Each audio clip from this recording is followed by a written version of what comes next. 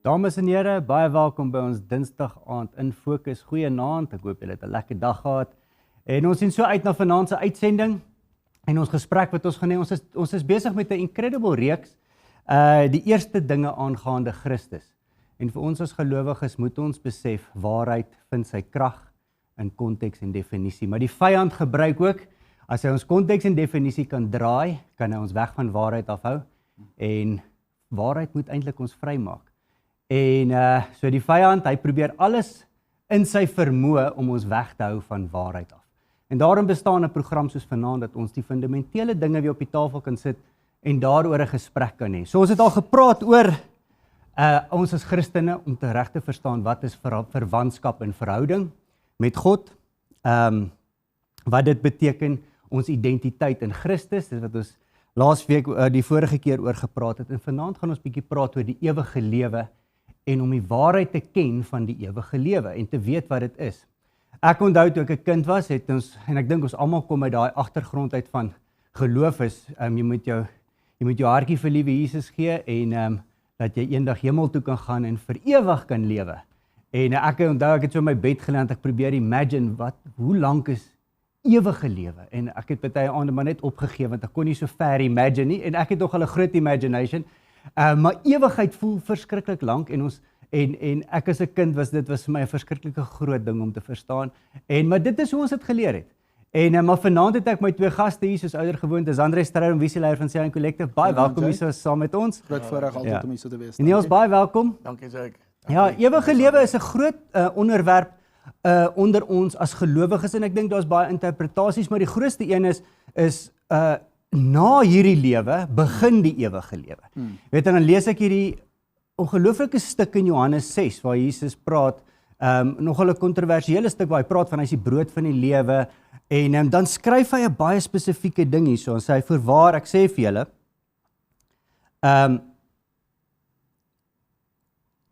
ek sê vir julle, wie in my glo, het die ewige lewe. Ja. Nie gaan dit eendag kry nie. So dit het my kop nou so 'n bietjie laat draai in hierdie gesprek, is waar begin lewe? En wat is ewige lewe? Ja. Ons moet sê, wat is lewe en wat is ewige lewe? Waar begin lewe? Ja. Is dit die vraag? Dis die vraag. Daar's of waar begin die lewe? Ja. Wel, die lewe begin uit die aard van die saak by ons geloof in die Here Jesus Christus. Ek dink en die weg en die waarheid in die lewe wat hy dan weer oopsluit vir ons na die Vader toe en natuurlik vir die Vader weer toegang gee deur 'n geskeurde voorhangsel om uiteindelik weer sy tuiste te vind binne ons. Ja. Maar ek dink jy het dit baie mooi gesê, Jake. Ek dis dalk waar ons vanaand gaan eindig, nê? Die lewe en die ewige lewe. Maar ek dink in die opening het jy dit baie mooi gesê. Ons moet besef dat waarheid en dis wat Jesus sê hoe God die Vader aanbid wil word. Sê die kerke het later aan begin gaan oor om God op spesifieke plekke of op spesifieke maniere te aanbid in tempels of bo berge en dit het begin verdeeldheid veroorsaak want die vyand het besef dat as hy ander definisie en konteks kan skep en as hy God misterieus kan maak, dan gaan hy die mense verdeel en almal gaan God aanbid op 'n manier hoe hulle gemaklik voel om God aanbid. Maar Jesus is baie duidelik daar waar hy vir die Samaritaanse vroukie in Johannes 4 sê, daar kom 'n uur wanneer die kerk, die ware aanbidders, so 'n kerk is ook nie 'n gebou nie, of net 'n groepie mense nie. Kerk is almal wat weergebore is, almal wat die voorreg het om deur die belydenis van dat Jesus Christus die Here is en dat hulle glo dat God hom uit die dood uit opgewek het. Wanneer ons weergebore word, dan word ons eintlik die kerk. Ja. En dan moet die kerk eintlik kan voluit leef, nie meer vir hulle self nie. As een gesterf het, het almal gesterf sodat hulle nie meer vir hulle self moet, ek wil jy moet luister wat ek sê, nie meer vir hulle self moet leef nie. Hulle moet leef vir hom wat vir hulle gesterf het en uit die dood uit opgerig is of opgewek is, want Jesus Christus is die begin weer, die alfa, die eerste, die begin van 'n mensdom of 'n saad of 'n spesie, 'n seun van God, seun van mens soort wat weer leef vir God. Hulle leef nie meer vir hulle self nie. En Johannes 4 waar Jesus dan sê, julle sal die Vader aanbid in gees en in waarheid. So vir ons om hierdie twee goed bymekaar, vir ons om voluit te kan leef vir God, het ons eers nodig om te kan groei en ontwikkel in gees en in waarheid. Ons word weergebore as geesmense. Ons geesmens het doodgegaan by Adam, toe ons geval het in sonde. Toe is ons siel oorgelewer aan 'n aardse heerskappy. Ja. 'n hemelse heerskappy het nie deur ons gevloei nie. Jesus Christus betaal 'n baie duur prys sodat ons weergebore kan word as geesmense.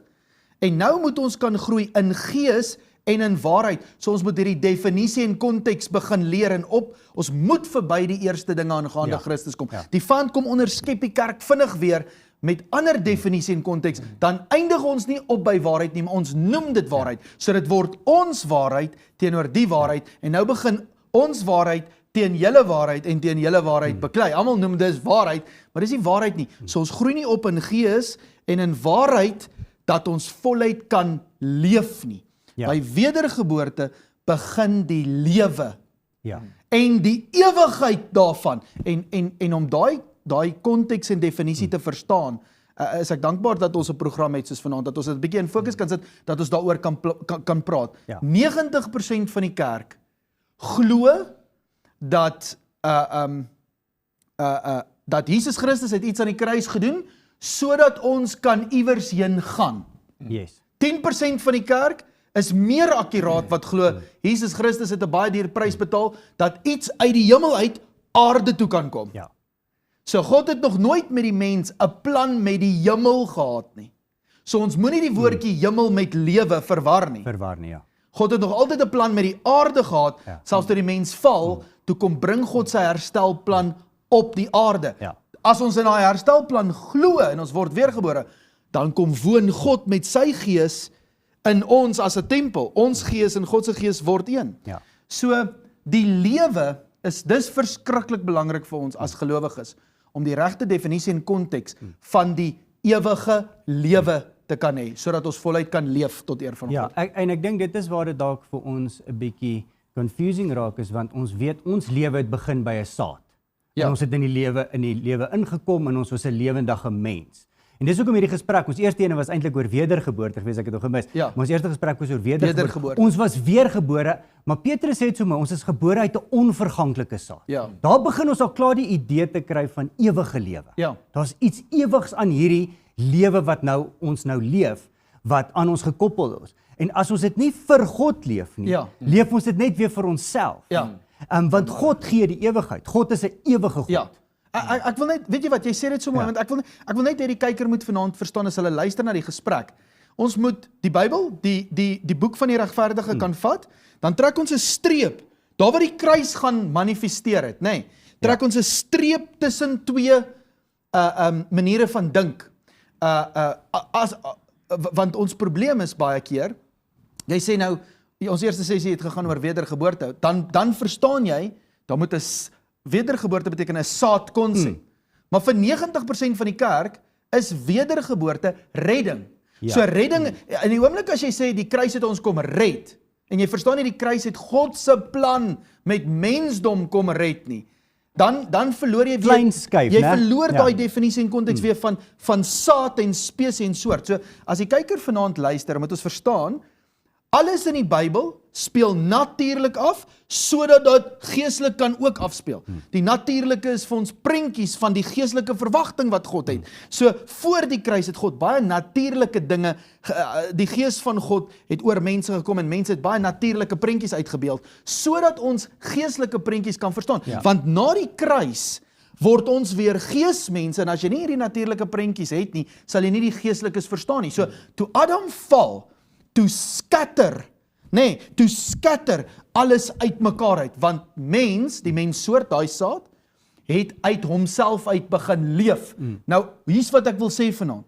As jy uit jouself uit leef, en God is nie betrokke nie, hy is nie binne in jou, is jy eintlik dood. Ja. Jy leef, maar jy is dood, en die effek is dood, en dit bring eintlik ewige dood oor die aarde. Ja. Ewige dood van geslag tot geslag.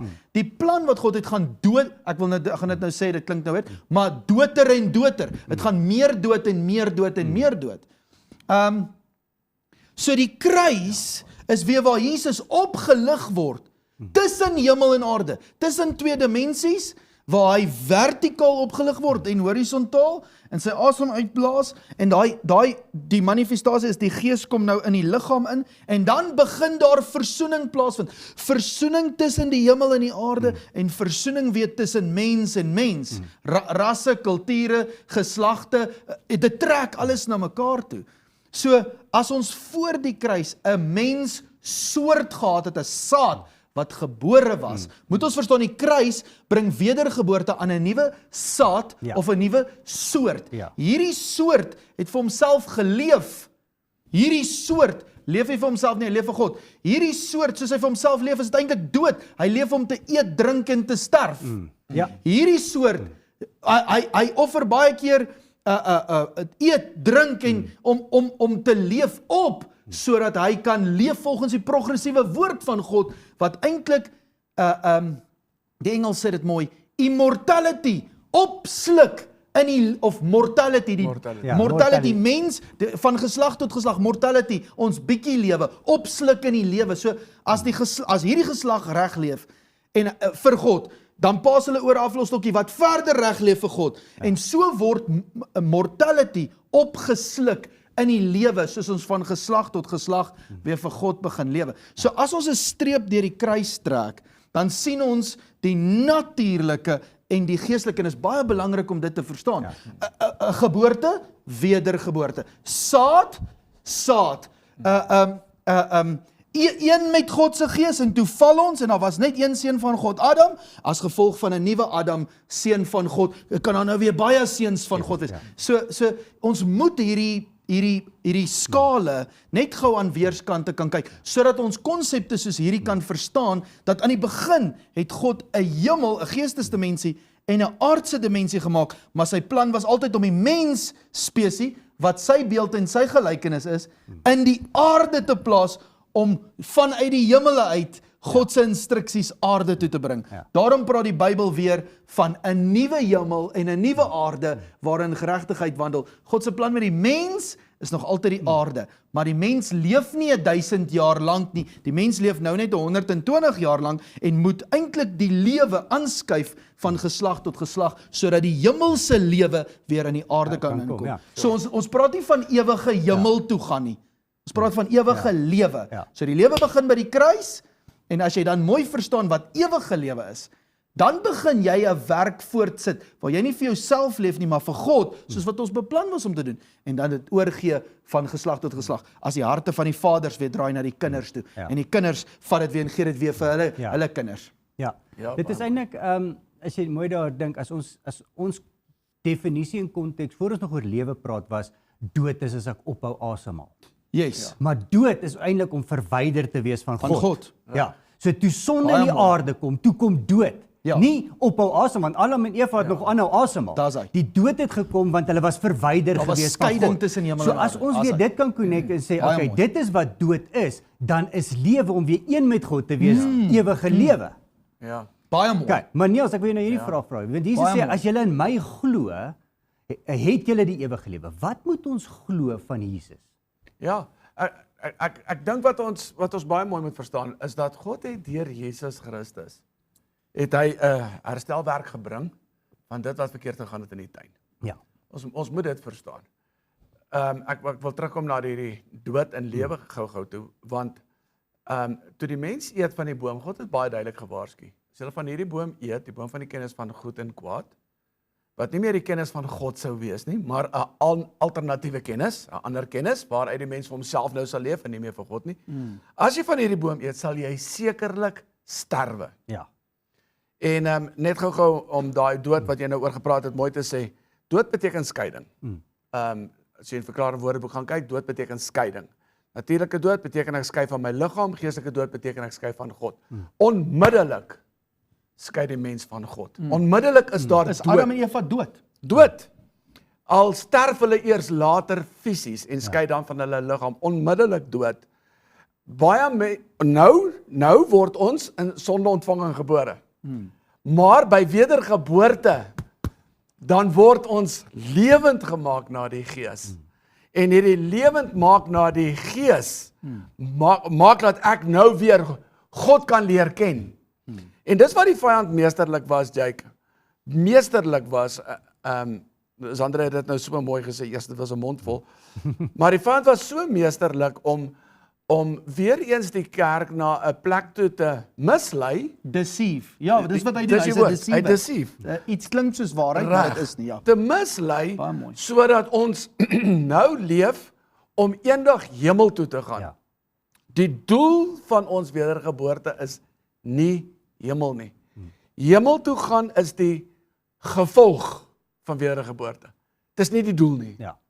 So as ek wedergebore is en ek kom fisies tot sterwe, ja, ek sal vir ewig bly lewe. Kom ons noem dit dan hemel toe gaan.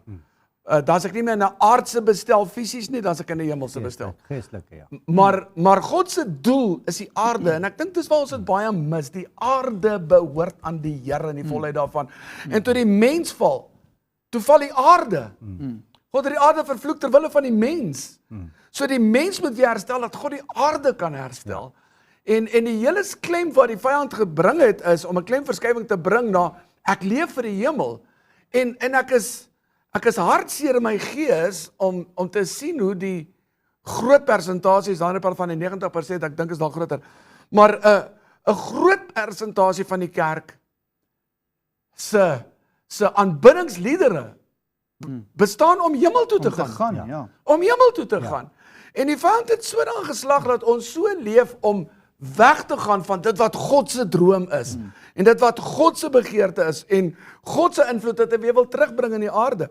Ons moet verstaan, toe Jesus Christus, kom ek gaan net weer terug na die boom, toe die mens val, toe begin ons werk met die kennis van die dood, wat die dood bewerk, die kennis van goed en kwaad. Ek wil net sê, Jake, hierdie is baie belangrik, want die kennis van goed en kwaad, Ja.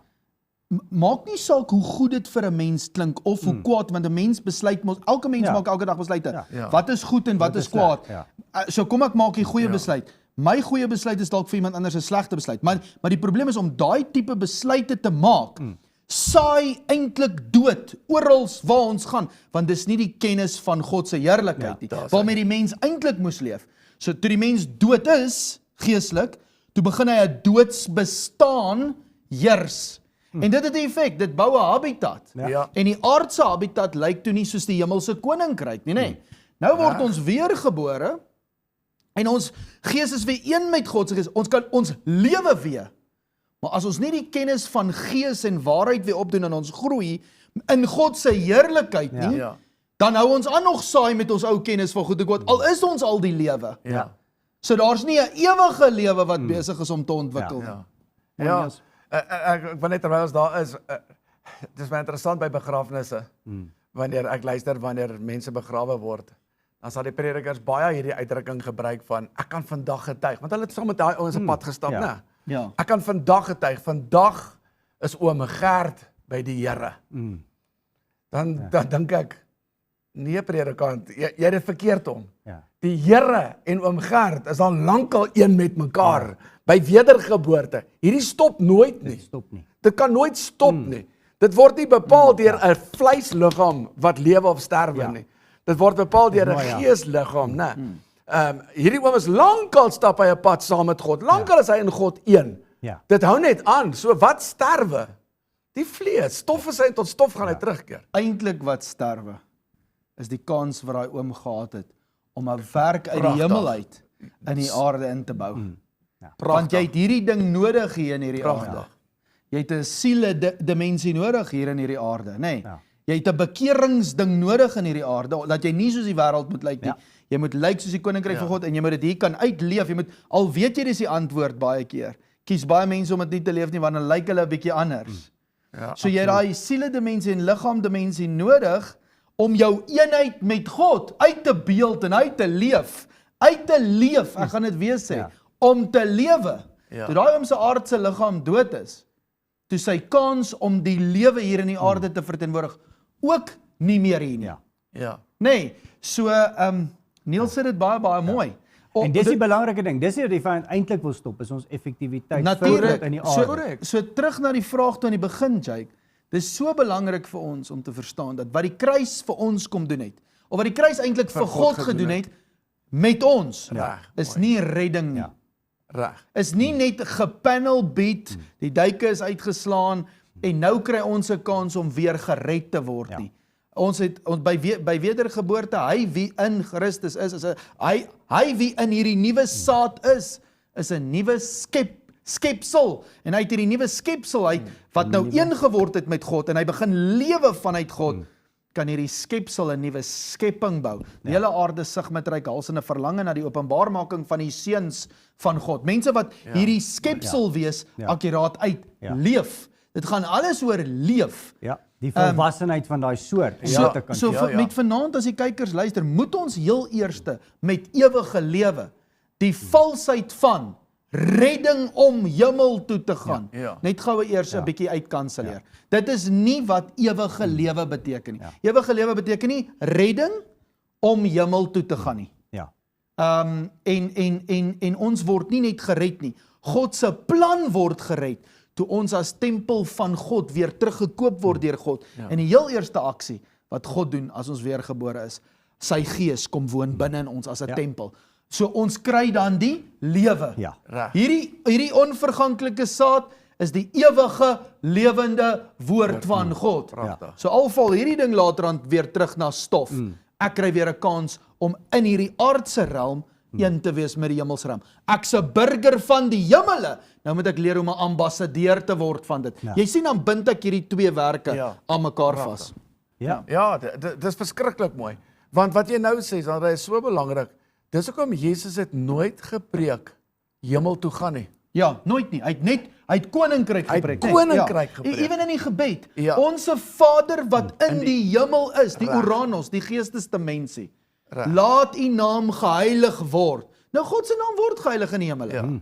Dis hier in hierdie realm waar God se naam nie geheilig word nie. Waar die name van mense en hulle families geheilig word. Sien jy, nee? Laat u koninkryk kom. Laat u wil geskied. Soos dit is in die hemele. So ook hier in die aarde. Jy kan hoor die intensie van Jesus as 'n seun van God en die feit dat hy opgehef word soos 'n slang op 'n paal, soos in die dae van Moses. Jesus word opgelig as sonde. Dan breek hy baie meer as net die vloek van sonde. Hy breek die vloek van verdeeldheid, van skatter, van elke ou doen sy eie ding met sy eie kennis. Jy het 'n krag ewe skielik deur die Gees om hierdie werk weer aan mekaar vas te bind. En almal wat kyk na dit, hulle gepik van slange, hulle gepik van sonde, raak ook genees. So die slang kry nie meer houvas eintlik om te pik en om ons dood te maak nie. Ons kan opgroei en met die voet wat hy die hele tyd pik aan die hakskeen, kan ons sy kop vermorsel. Kopdenke. Jy sien die effek van Jesus wat opgelig is en wat hy die bediening van versoening wat God deur hom na ons toe gebring het en dan aan ons toe vertrou om ook hierdie werk verder voort te sit. Die werk stop nie by die kruis nie. Dit begin eers by die kruis. En dan begin ons die hemele in die aarde inbou. Baie mooi. Want ons werk dan met 'n ander kennis. Presies. Daai skriffie, Jake, ek seker ons gaan hom lees, maar ek gaan hom nou maar lees. Hoor wat sê Johannes 17. Dis net voor Jesus sterf.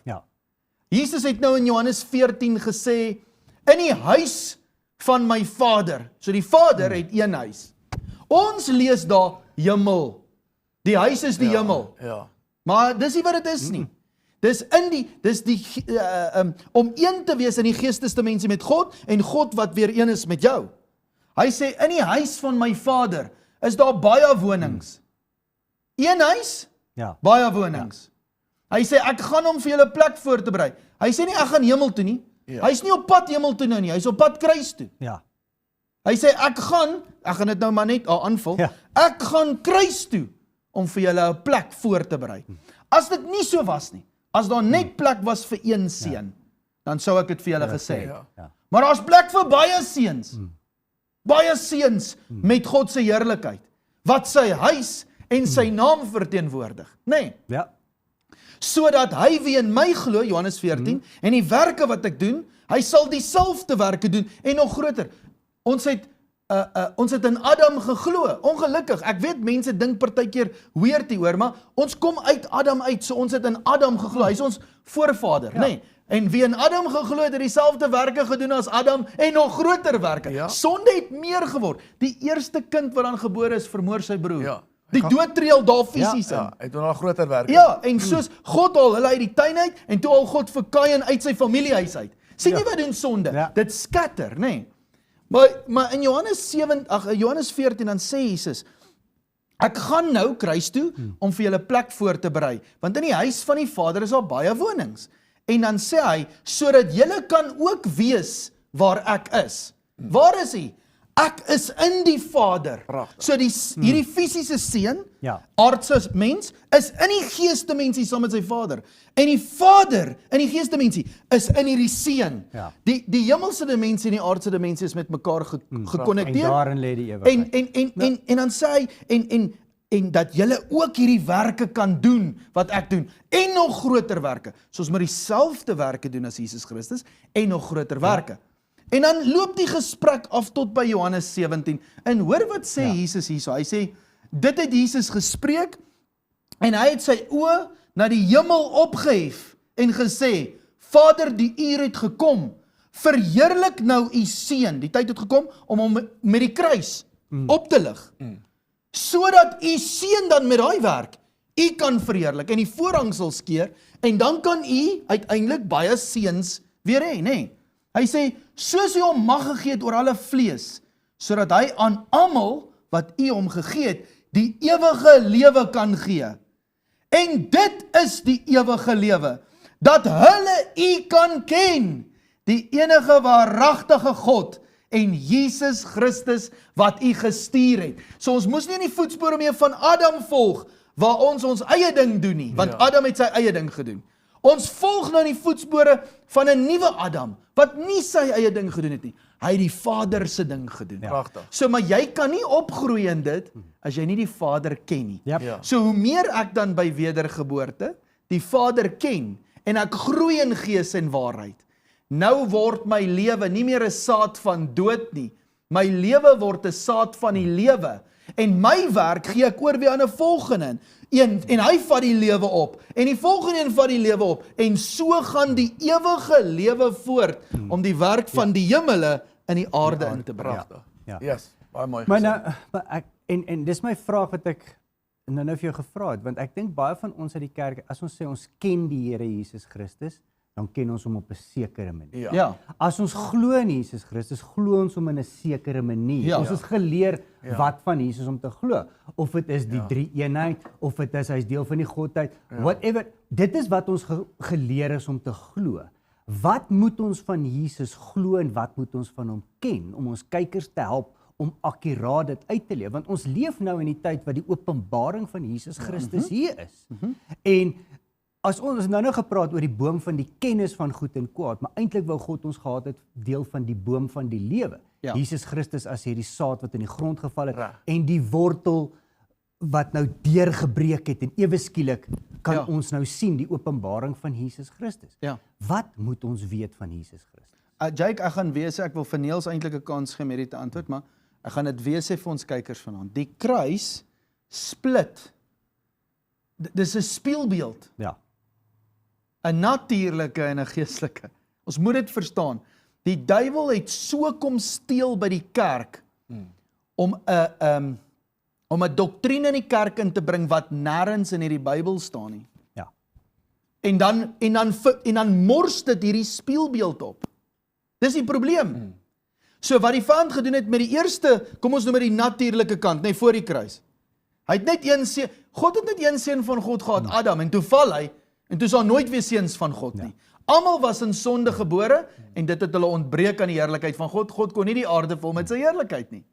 Nou kom 'n seun van God weer, Ja. nee? Nou is daar 'n tweede Adam. Die eerste Adam is uit die saad Adam. Die tweede Adam is uit 'n nuwe saad uit Christus. En as jy weergebore word, word jy uit daai selfde saad Christus gebore, sê Galasiërs 3 vers 16. Ja. Daar is net een saad en hierdie saad is Christus. So as jy by die spieël nou verbykyk en jy kyk na die tweede Adam, dan sien jy hierdie saad, hierdie soort wat ons almal word as ons weergebore word, is Christus, 'n gesalfde soort. Nie net Jesus nie. Christus behoort nie net aan Jesus nie, behoort aan elke liewe een wat weergebore word uit die saad, Christus gebore, omdat Jesus dit vir ons betaal het en reg gekry het. So, jy moet verstaan, die kruis maak van Jesus 'n alfa, 'n begin van 'n soort, en 'n omega, toe hy sonde word. Want as een gesterf het, het almal gesterf. So hy neem die posisie van Adam in en word sonde. Hy word die posisie van die Adam saad, en van die derde dag af, het hy die posisie ingeneem van die Christus saad. Wel, dis dan geopenbaar. Hy het dit eintlik van die doopbad af geword, maar dit word dan geopenbaar. So die kruis split before Christ, 'n saad, and after Christ, of AD, Anno Domini, in Christ era. So nou kan almal in Christus inkom. So Jesus is 'n alfa en 'n omega. Hy's 'n begin en 'n einde. Hy's 'n eerste en 'n laaste. Daarom sê die Bybel dat wanneer ons met ons mond bely dat Jesus Christus die seun van God is, dan kan God ons uit die ou seun van God plan, wat geval het, uithaal. En vir die kyker wat nou vir my sê, maar Adam was nie 'n seun van God nie, gaan lees Lukas 3 vers 38, Adam, die seun van God, daai geslagsregister is so mooi, hy gaan van 'n seun van God, al die pad tot by Jesus Christus weer, 'n seun van God. So, God haal ons uit hierdie Adam saad uit, 'n seun van God, en ek word weergebore uit 'n nuwe saad uit, seun van God. As die saadkorrel in die grond geval het en gesterf het, dan bring dit vir God 'n groot oes voort. Nou met 'n sekere doktrine of lering, nou het God kamstig nou net weer een seun. En weer eens kry die vyand dit reg, om biljoene wedergebore seuns van God te laat glo, daar is net een Vader en Seun en Heilige Gees, in steede van dat ons die IP verstaan, dat die Vader het nou baie seuns met die Heilige Gees. So Jesus is nie meer die enige gebore na die kruis nie. Hy is die eersgeborene van baie broers. Jy het nou 'n mooi voorbeeld gebruik om te sê, as ons in die spieël kyk, beteken dit dan, wat jy vir my sê, as ons in die spieël Christus kyk, alles wat waar is oor Jesus Christus, is waar oor my. Daar's hy, perfek.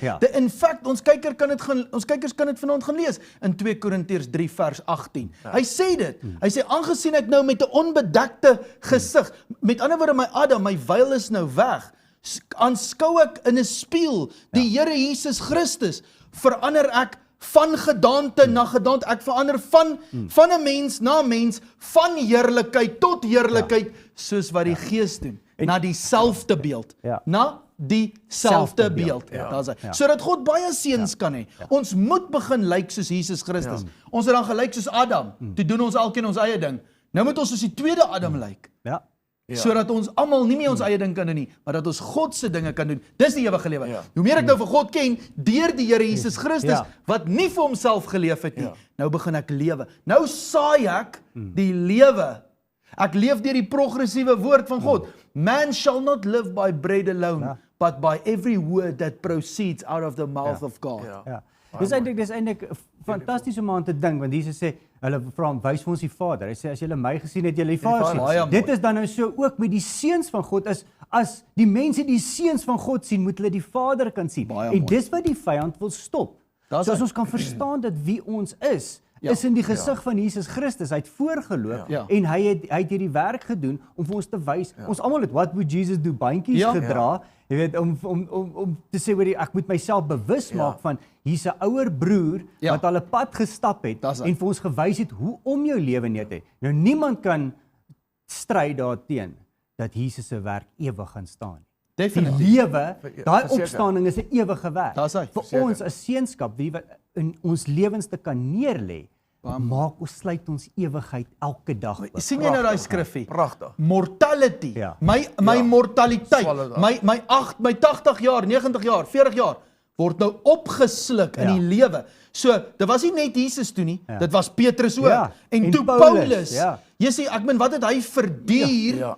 Hy het sy aardse lewe prysgegee om 'n hemelse lewe in die aarde in te bring. Hy het eintlik die lewe verteenwoordig. Hy het die lewe om die aarde te vul met God se heerlikheid geleef.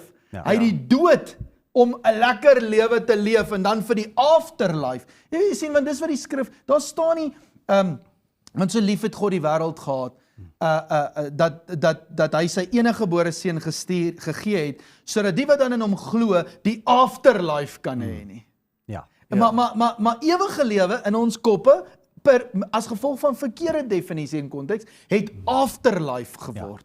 Terwyl ewige lewe eintlik is, na die kruis, kan jy nou vir God ken, en die Here Jesus Christus. Met ander woorde, jy kan weet hoe God dit sou doen, en vir Jesus wat dit sou doen soos God dit sou gedoen het. Ja. So, nou kan jy volg in daai voetspore. Jesus het 'n baie duur prys betaal, om die ring en die mantel en die sandaal van eersgebore reg op te offer, of terug te wen by Adam, en dit dan te gee vir almal wat weer gebore word. Wat is die duiwel se plan nou? Hy onderskep dit, hou dit jonk en onvolwasse, gee ander definisies en konteks wat nie die waarheid is nie. Ons word nie groot nie, en almal dink God het net een seun, vir Jesus Christus. Nou dink die kerk, God het net een seun soos Jesus Christus, en nou maak ons hom deel van die Godheid. Maar dit staan nêrens in hierdie skrif nie.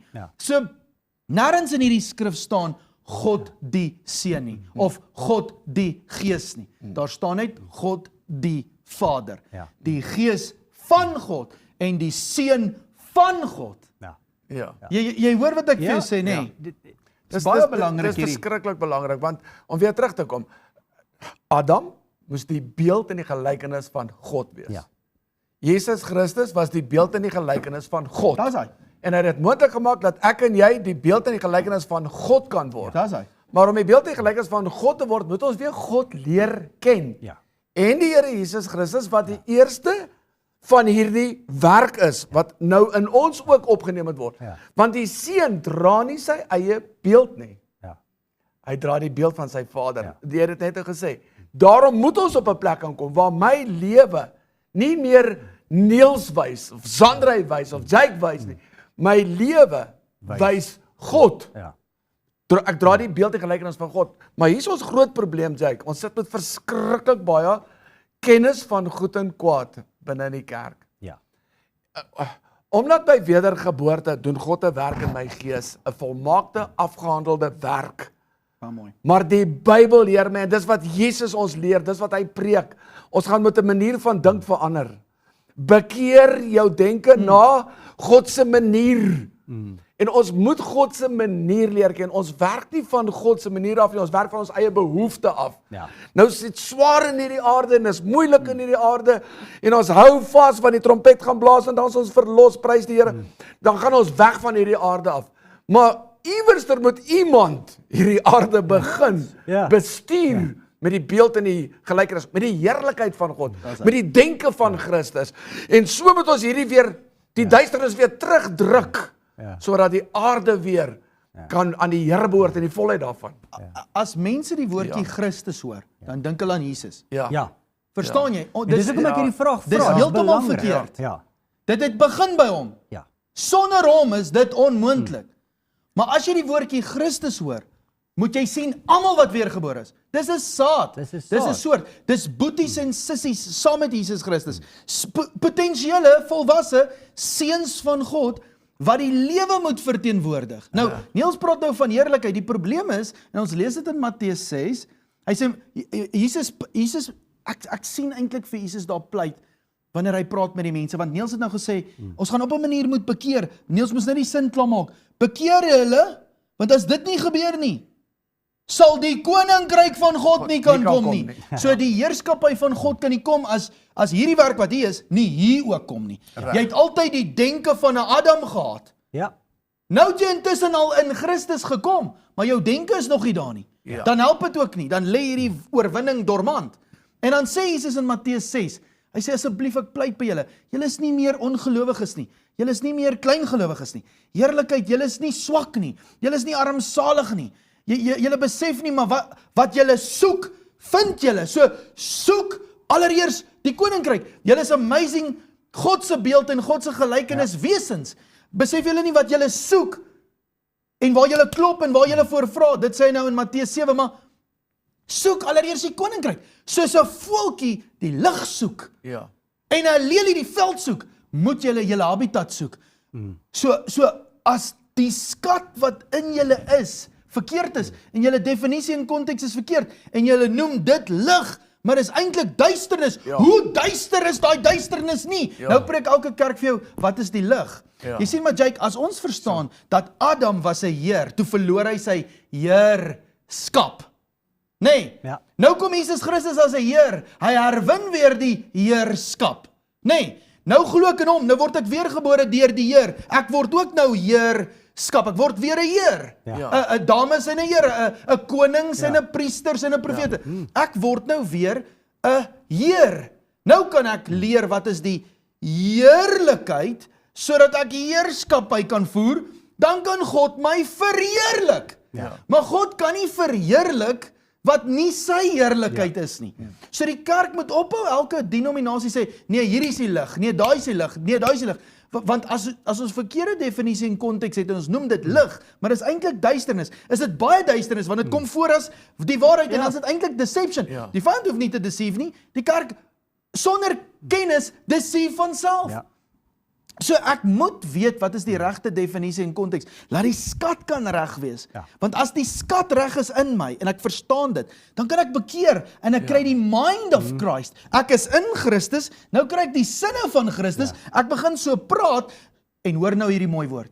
Die Heer se ligheid, heerlikheid. Dis waar die woordjie vanaf kom. Heer se ligheid. Nie my as 'n heer of Niels as 'n heer of selfs Jesus as 'n heer nie, want dit was nie een van ons as spesies se lig nie, dit was God se lig. Jesus leef weer God se woorde en God se werke, so dis God se lig. Dis wat hom die naam bo alle name gemaak het. En nou kan ons deel kry aan daai werk. Ek wil net daai skrifgie quoteer, Jack, hy sê so mooi. Hy sê elke knie sal buig, elke tong sal bely, dat Jesus Christus is die Heer, tot lof van God se heerlikheid. Hy het nie sy eie heerlikheid gehad nie. Dit is baie belangrik hierdie hoor, so 'n groot gesprek, want as ons nie verstaan wat is die waaragtige lig nie, en ons noem ander definisie en konteks die lig, dan is ons deel van die deception, en dis eintlik duisternis, want dit kom voor as lig. So dan kom ons nie by die heerlikheid nie. Elke mens leef dan vir sy eie heerlikheid, maar ons moet eintlik God se heerlikheid leef. En dis hoekom daai skriffie, een van ons groot skriffies, Kolossense 1:27 wat sê, die heerlikheid in ons is 'n hoop vir God. As hy dit kan oopsluit, kan ons die God se manier weer in die aarde kan ons mense kan dit sien. En ek dink die vyand kon nooit die ewigheidswerk van Jesus Christus stop nie. Hy het geweet, hy's verloor, hy gaan hierdie jy's 100% this match is lost. Al wat hy kon doen is om ons weg te hou van die kennis van daai werk. Hy het dit toe gaan weer inweef binne in deception. So nou noem ons iets waarheid, maar ons eindig op by definisies en konteks wat verkeerd is. En dan sê Jesus, die verkeerde oorleweringe en tradisies van mense maak die woord van God kragteloos. En dis eintlik die kruks van bekering, is as jy besef, ek kyk vir myself in Adam se spieël, ek is jammer Here, ek het 'n ander spieël gekry, ek het nou Jesus Christus as 'n spieël, ek kyk nou na myself hier, en ek begin te leef vir dit. Mooi. Dis eintlik al wat bekering is. Ek is in daai voetspore. Ja, jy moet nou sien net Jake, as ons nou vat dood en lewe, en ons verstaan nou ewige lewe bestaan daarin om God te ken met die regte definisie en konteks. En die Here Jesus Christus en om volgens daai patriarg te leef, daai alfa, daai ouer boetie, daai eerste van 'n soort, nê. As ons dit nou verstaan, kyk nou net Suid-Afrika, nê. 60 jaar terug, 50 jaar terug, 40 jaar terug, toe gebeur iets radikaal in ons land. 40 en 30 jaar terug in ons land. En 'n kwessie van 2 geslagte. Kyk hoe vinnig kan 'n land agteruit gaan. Ek wil net demonstreer dat as elke ou sy eie heerskappy het, en dis eintlik dood, hoe vinnig vermenigvuldig dood op dood op dood op dood. Ewige dood. Inteendeel, dit sal 'n geslag nou vat om baie duur pryse te betaal, om dit te stop, almal saam te trek, bekering te bring, 'n nuwe waarheid te bring in ons land, en dan dit te begin saai, sodat as ons die lewe begin saai, gaan dit ons dalk 'n geslag of 2 of 3 vat, om weer die lewe te hê. Ons moet begin verstaan, wat is dood teenoor lewe? Ja. As elke ou net 'n groot muur bou met elektriese heining op en leef net vir homself en hoop net die einde kom. Wat gebeur van die volgende geslag? Ja. Nog 'n En die volgende geslag, dikker. jy sien my punt. Ons moet ophou so redeneer. Ja. Ons moet verstaan om te eet. Die Bybel sê dit, Paulus sê dit die hele tyd. Hy sê as daar 'n kruis was, maar ons preek nie daar kom 'n opstandingsdag nie. Ja. Nou ons gaan nou nog praat oor die opstandingsdag in die eerste ding aangaande Christus in hierdie reeks. Maar Paulus skryf, hy sê dan moet ek maar eet, drink. Hy praat die hele tyd van eet, drink en sterf. Wat hy bedoel is, dan leef ek 'n doodsbestaan. So as my lewe net gaan vir my oor om in hierdie leeftyd geld bymekaar te maak en te eet en te drink en dan éventueel te sterf, het die dood heerskappy oor my. Ja. Ja. Die lewe word nie vermenigvuldig nie. So mortaliteit word nie opgesluk in die lewe nie. Iewers moet mortaliteit soveel die lewe saai om te leef vir God, dat die lewe begin oorneem van geslag tot geslag. Pragtig. Ja. Maar nou, ongelukkig, is ons nog in die mag van dood vasgevang. Alhoewel ons die ewige hiernamaals kry as ons sterf, het ons nog nie geleer om die koninkryk van die hemele aarde toe te bring nie. Ja. So ons almal elke dag gaan kerk toe, dan bid ons, Here, mag ek asseblief net hierdie week eet, drink en dan as ek sterf, wil ek sterf, laat ek na U toe. Kan jy sien hoe die duiwel ons vasgevang sonder om te leef? Ja. Dis amper asof ons bid vir die dood, dat ons eendag kan lewe. Dan stap jy daar in die geestesdimensie in. Dan sit al hierdie seuns van God hier, wat hulle lewensprys gegee, geloofshelde, Jesus Christus, Petrus, Paulus en 'n klomp mense, wat hierdie werk uit die hemel uit in die aarde wil inbring. Dan gaan jy kom, jy's ek het dit gemaak. Dan sê God, waarvan praat jy? Jy het dit gemis. Jy het jou kans gehad dat mortaliteit, dat die lewe kan uit die mortaliteit uitkom. Ja. Maar as gevolg van deception Ja. en verkeerde definisie en konteks, het ons die ewige lewe as 'n definisie en konteks heeltemal misverstaan. Maar ek wil nou 'n laaste vraag vir Niels en ek wil nou hier inbring. Die duiwel maak ons oneffektief. Ja. En dis eintlik wat jy gesê het. Onproduktief Ja. en oneffektief. Ja. Maar ons het nie net in ons geloof net die dood wat vir ons die ewige lewe gaan aktiveer soos wat ons geleer is nie.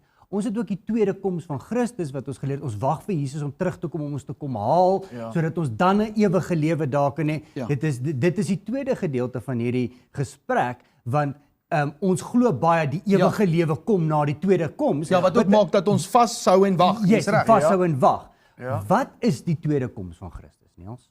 Die tweede koms van Christus is die verstaan van die saligheid van God. Ek dink Ja. Petrus sê dit so mooi.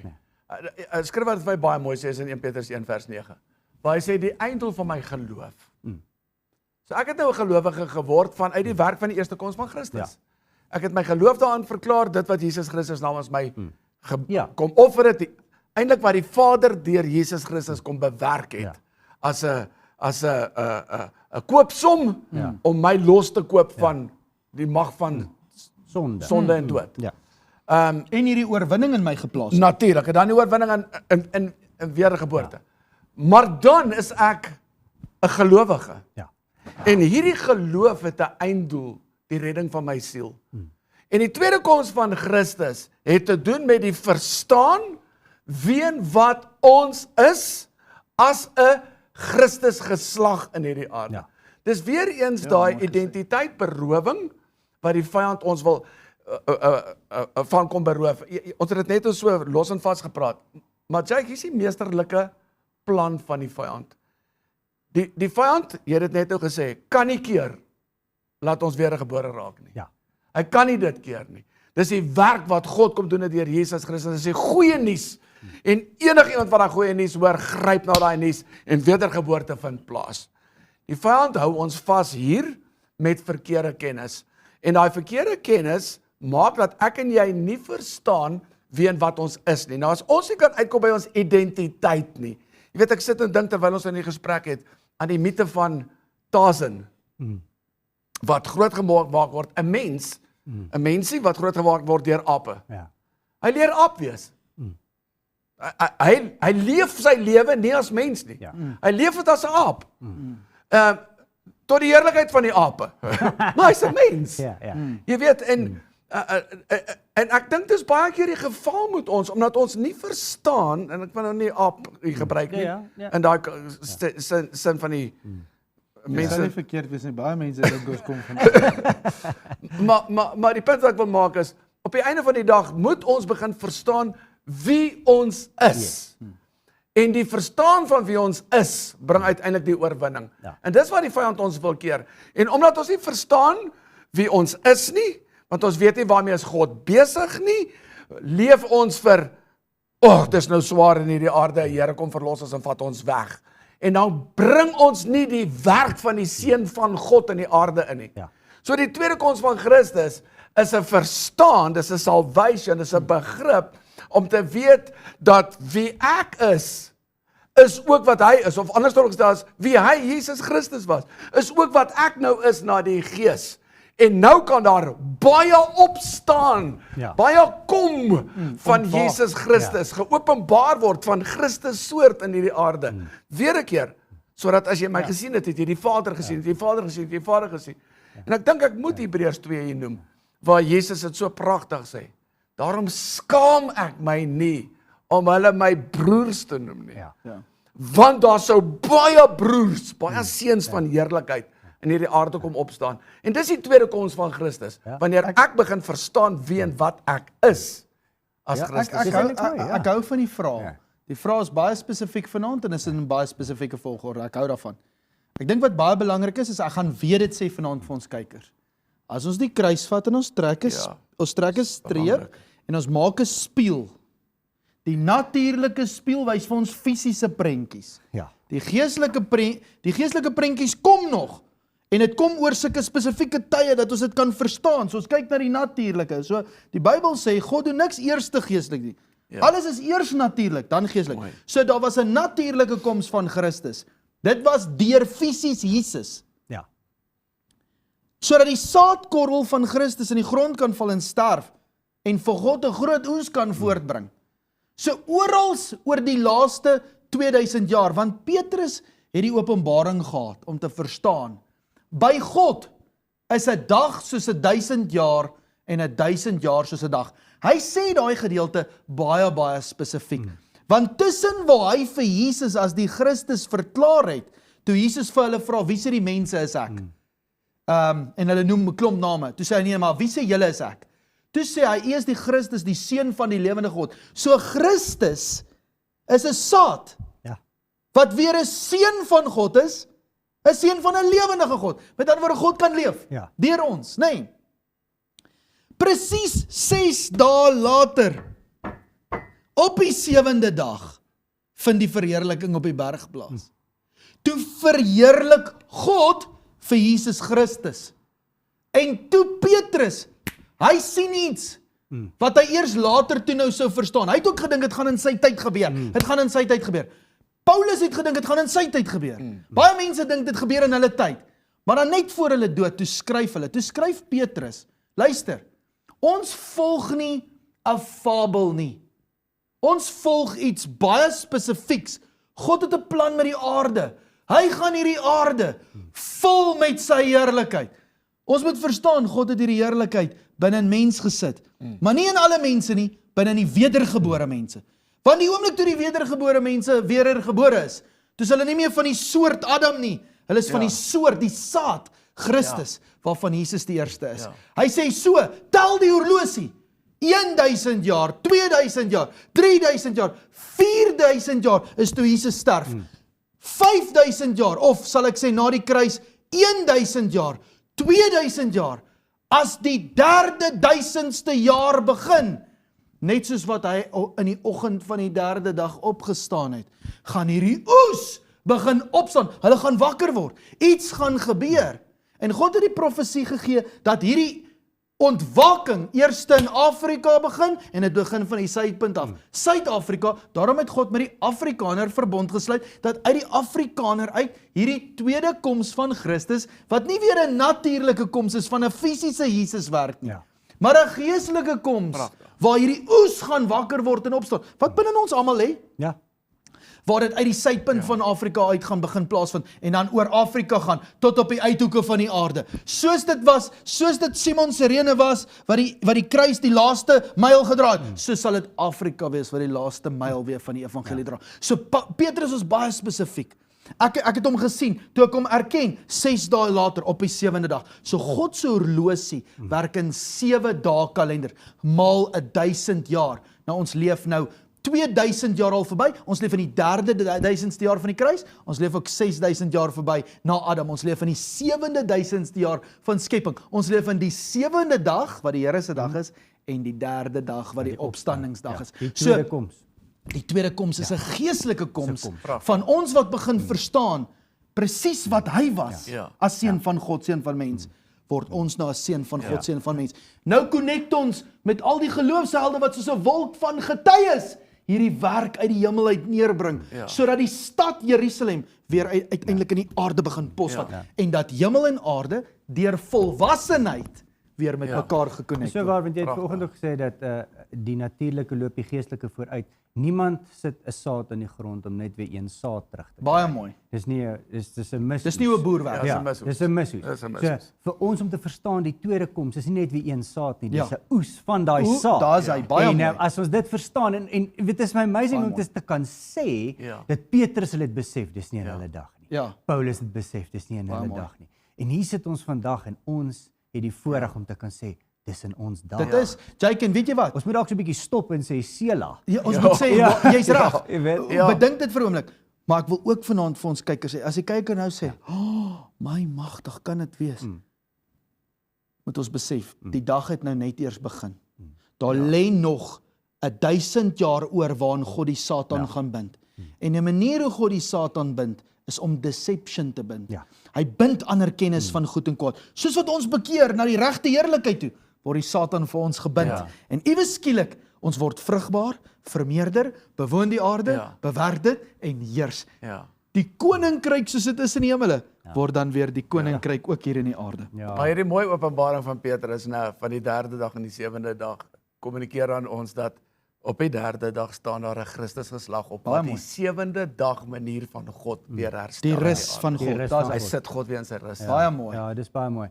En soos ons, kom ons sluit af, soos ons die lewe begin lewe. En die rus van God ingaan. Pragtig. So kan die ewige lewe uiteindelik begin manifesteer. Dis eintlik wat die ewige lewe is. Dis die ewige lewe. Baie dankie. Beautiful. Dit was 'n incredible aand. Sandra, gaan jy vir ons afsluit? Ja, dit sal my 'n groot voorreg wees. Hemelse Vader, soos ons vanaand afsluit, besef ek, as ons nie in U rus ingaan in hierdie aardse dimensie nie, kan U nie in die rus ingaan hier in die aarde nie. En dit is so, die 7de dag het begin, die 3de dag het begin, die tyd het begin. En Paulus skryf, hy sê, as ons preek dat Jesus Christus gesterf en opgewek is, die 3de dag, maar ons glo nie daar so opstandingsdag waarin die oes gaan opstaan nie, te vergeefs ons geloof. Want uit daai opstanding uit daai spesie wat begin ontwaak, kom daar 'n habitat wat weer vir U 'n nuwe hemel en 'n nuwe aarde bou. En Here, dit is wat ek wil bid. Ek bid dat U wat die God van hemel en aarde is, uiteindelik die mens sal begin leer as U nageslag, dat die mens is nie ver van U af nie. Ons hoef nie na U te gryp nie. U is een met ons en ons is een met U. En as volwassenheid kan kom, as oprigting kan kom, dan kan ons in U lewe en beweeg en bestaan. En U kan weer in ons lewe en beweeg en bestaan.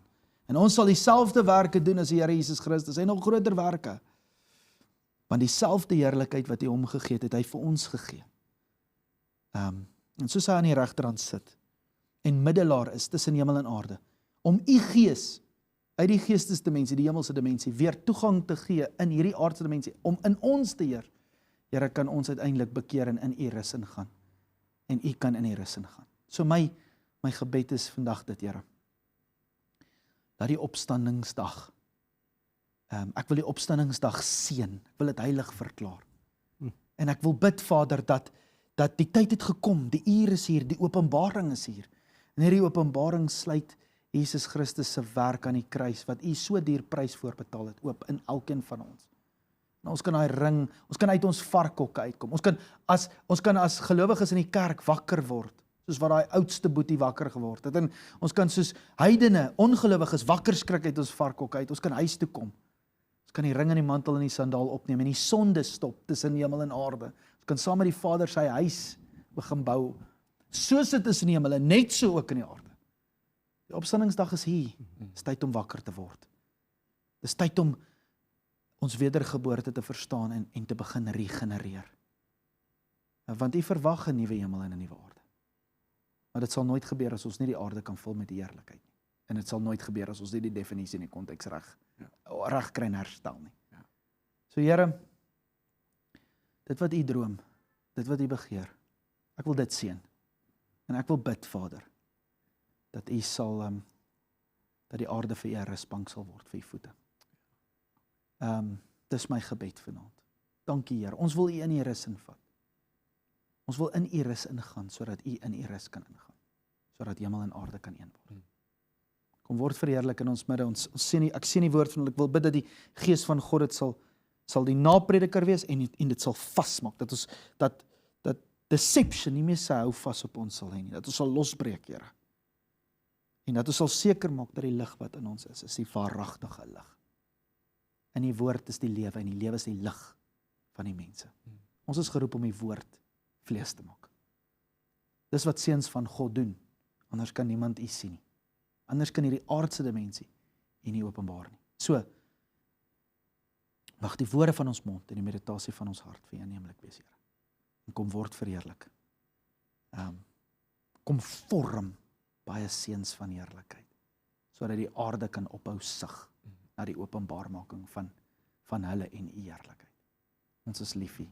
Ons bid dit in Jesus Christus se naam. Amen. Amen.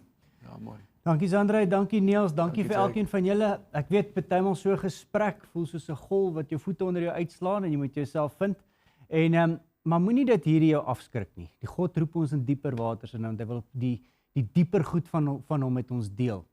En hier is 'n incredible tyd waarin ons leef, 'n tyd wat God oopgesluit het om hom te ken soos wat hy nog nooit geken is nie. En 'n deel te word van sy plan sodat hierdie aarde kan gevul word met God se heerlikheid, soos wat hy dit beloof het. En so asseblief, as jy vra het, kontak ons op infocus@cimcollective.org. Ons kan daar lekker gesels. Ons ook op sosiale media. Ons het regenerasie een keer 'n maand by Menlyn Barnyard. Ons het nou laasweek ene gehad. As jy wil weet van ons datums, dis op ons sosiale media. Ons sit gereeld post uit of kontak ons. Ons sal vir julle sê, dis 'n aand wat jy kan hoor wat God se plan is en wat sy droom is en hoe dit begin in Suid-Afrika en veral in Pretoria. En ons nooi julle uit om deel te word daarvan. En ons Sondaggemeetings hier so 1 2 3 wekker, waar ons hierdie woord meer oopbreek en julle kan kom leer. En hierso kan kom sit aan die voete van die Here waar ons bedien met soveel deernis en soveel mooiheid waarvan ons kan deel. So ons nooi julle uit. Ek hoop julle geniet die res van die aand en ons sien julle binnekort weer met die volgende In Fokus. Lekker aand.